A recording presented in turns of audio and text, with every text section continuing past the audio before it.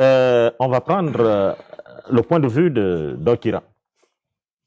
Sois glorifié et merci M. Kamengma pour cette nouvelle invitation. Honneur aux ancêtres. Le thème d'aujourd'hui est important et je commencerai par dire que la notion de carême n'est pas une notion chrétienne, c'est une récupération. Le carême sont des pratiques de l'ordre de l'ancestralité et qui étaient pratiquées même en Égypte. Le terme carême vient du mot 4, carême, qui veut dire 40 jours. 40 jours de connexion avec les dimensions mystico-spirituelles. Le carême évoque la renaissance d'un nouvel être, le renouvellement vibratoire d'un individu. Parce que le chiffre 40, c'est le chiffre de la renaissance. C'est pourquoi, comme tantôt le disait Owonongema, c'est au bout de 40 jours qu'un grain planté en terre repousse, il regerme, parce que il a atteint les 4 points de l'univers. Et les ayant atteints et ayant mobilisé les vibrations de ces 4 points universels, il a donc l'autorisation, il a licence de germer. Et 40 jours équivaut au chiffre 9. Je vais ici m'expliquer. Quand une femme est enceinte, pour qu'elle donne naissance à un enfant, l'enfant fait 9 mois dans son ventre. 9 mois équivaut à 40 semaines. Au bout de 40 semaines, l'être qui était enfui en terre qu'est la femme peut maintenant sortir et venir à l'existence matérielle. C'est pourquoi le peuple de Izuria, Israël, les Bantous, les vrais juifs de la Bible, pour que cette race naisse, il avait fallu 40 années d'errance dans le désert nord-africain. Et la gestation de sa naissance avait débuté à la 21e année de leur sortie du ventre de leur mère qu'est l'Égypte. Car c'est l'Égypte qui a enfanté le peuple israélite. Ici, vous avez la mer Rouge qui renvoie au principe vaginal, l'orifice, l'entrée vaginale rougeâtre.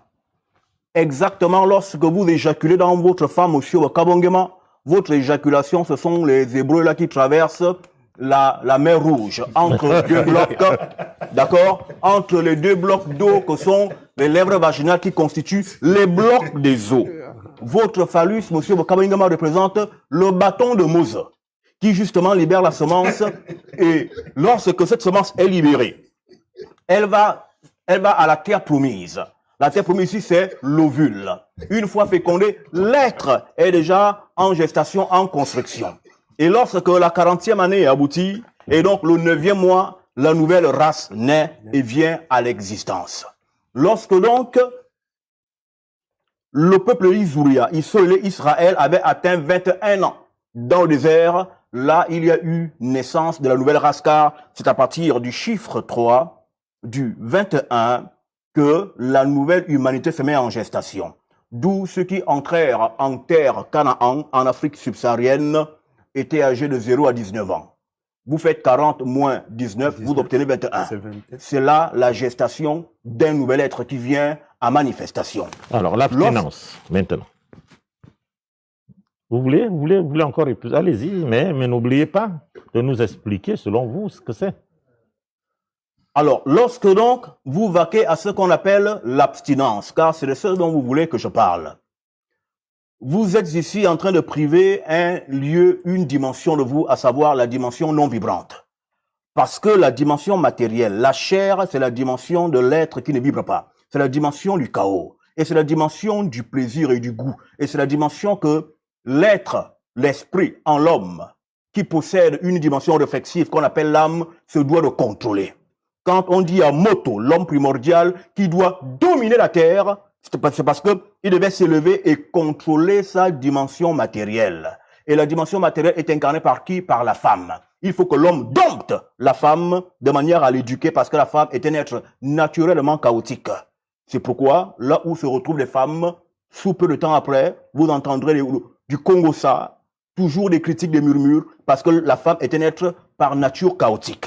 Vous prenez des gosses qui sont élevés que par leur mère, et ceux qui sont élevés par un père et une mère. Vous verrez comment ceux qui sont sans père sont dans la débandade, la déchéance. Parce que l'être féminin incarne la déchéance, quoi qu'elle fasse. Maintenant, dans cette déchéance, vous avez le pouvoir absolu, car c'est un pouvoir, lorsqu'il n'est pas contrôlé, qui devient déchéant. Parce qu'il est libre de faire tout ce qu'il veut. Les femmes ont ce pouvoir. Tout à fait. Et donc, l'homme a le devoir, dans son humanité, de contrôler la dimension du pouvoir qu'il cherche déjà à acquérir. Et c'est pourquoi... Et que les femmes détiennent. Et que les femmes détiennent. Et c'est pourquoi, lors du rapport sexuel, l'homme a le devoir ultime de contrôler, de dominer la femme. Et c'est pourquoi, quand vous êtes en débat sexuel, que la femme ne monte pas sur toi. Car si la femme monte sur toi, elle prend possession et autorité sur toi. Et du coup, tu t'en sors vaincu. Parce que la femme te vainc doublement. Premièrement, quand tu la pénètres, elle t'avale. Donc, tu es en situation d'infériorité. Et deuxièmement, elle monte sur toi, tu deviens une infériorité. C'est comme si le ciel se renversait et que la terre montait par-dessus. Voici les sacrilèges qu'accomplissent certains individus et qui se prétendent même parfois initiés en commettant des actes de cette nature. Et par rapport à l'évolution spirituelle, oui. L'homme doit faire attention à quoi? Quels sont les degrés d'abstinence que l'homme doit flirter avec? Alors, les abstinences sont de plusieurs ordres. Et l'abstinence est tributaire, sinon dépendant des objectifs poursuivis. On ne s'abstient pas que pour s'abstenir. Quels sont vos objectifs par rapport à l'abstinence que vous voulez ici engager?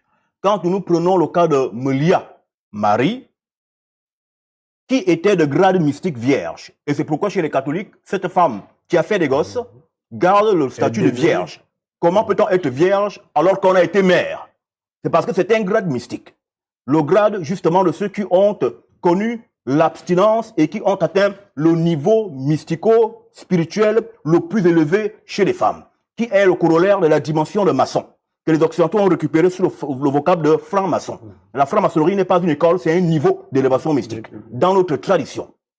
Et quand donc l'homme s'élève dans la mystique, le plus haut niveau d'élévation de l'homme, c'est la maçonnerie, d'où Joseph était maçon, Jisaya Ongora, et Jésus-Christ, c'est la même chose. Jésus-Christ, comme on l'appelle, était maçon, parce qu'ils avaient atteint les niveaux d'élévation les plus aboutis. Et donc, dans ces élévations, tout est tributaire de ce que vous recherchez. Par exemple, le Isaiah, qui a été appelé de manière maladroite par les chrétiens Jésus de Nazareth, c'est une mal traduction parce que il n'était pas de Nazareth, il était de Judée, de Yaoundé. Et Nazareth, c'est quoi? En fait, ça vient de Nazir. Et Nazir, c'est quoi? C'est une école, c'est une secte, une école ésotérique qui est l'école des consacrés.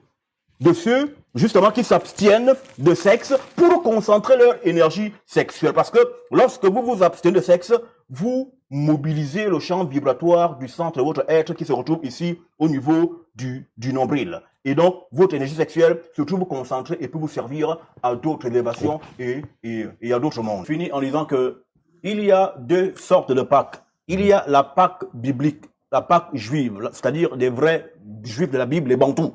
Et il y a la Pâque chrétienne qui est d'essence et d'origine chrétienne. C'est pourquoi la Pâque chrétienne admet un S à la fin.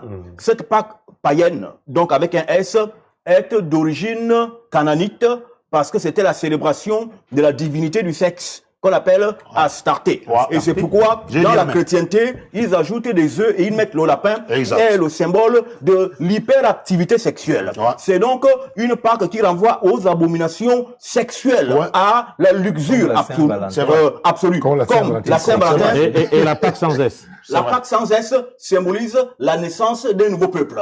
La Pâque symbolise la femme qui donne naissance à un nouveau peuple. Le mot Pâque veut dire le passage, la traversée, la naissance d'une nouvelle race. Merci.